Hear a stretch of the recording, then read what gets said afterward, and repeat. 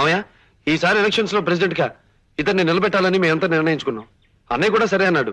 మీతో కూడా ఒక మాట చెప్పి నామినేషన్ వేద్దామని ఇప్పుడే పట్నం బయలుదేరాం. నీకెందుకురా ఈ రాజకీయాలు? మన పాపారావు మళ్ళీ పోటీ చేస్తానంటే సరైన నామినేషన్ కూడా వేయించేశాను. అదేమిటి మామయ్య, గతంలో ఆయన ఎన్నుకున్నందుకే 5 ఏళ్లు నష్టపోయాం. సరేరా, గతం వదిలేయి.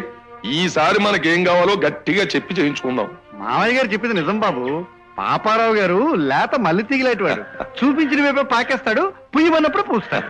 రక్తం రుచి మరిగిన పులి, రాజకీయాల్లో దోచుకు తినడం అలవాటు పడ్డ నాయకుడు మారడు మామయ్య.